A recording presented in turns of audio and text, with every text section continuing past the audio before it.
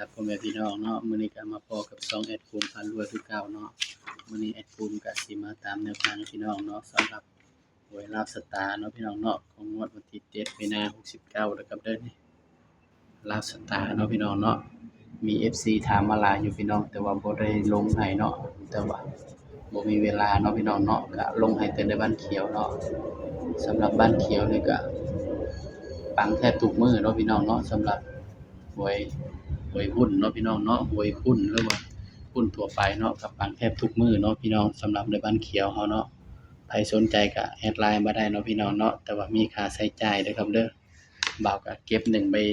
บแดงต่อเดือนเนาะแต่ว่าตัวเลขก็เข้าแทบทุกมื้อเนาะพี่น้อง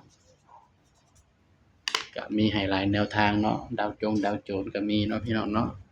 สำหรับลาวสตาร์มื้อนี้ก็ปังเด้อพี่น้องในบ้านเขียว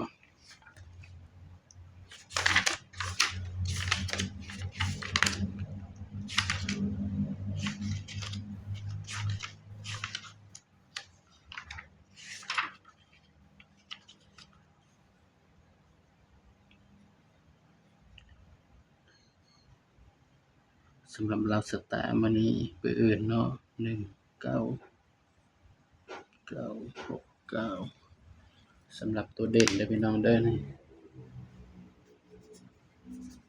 5กับ6เนาะพี่น้องเนาะสำหรับลาวสตาร์เฮาเด่น5กับ6เด้อพี่น้อง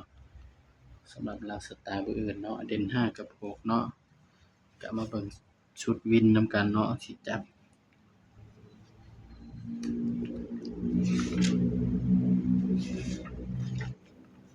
8 16 17 22 4 5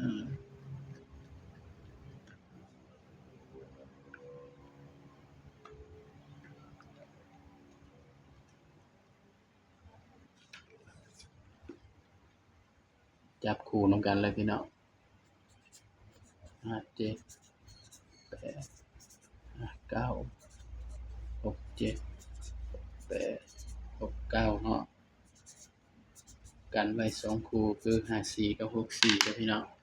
นี่ก็คือแนวทางหวยลาวสตาร์เนาะพี่น้องเนาะสำหรับเด่นมัก5เนาะพี่น้องนะ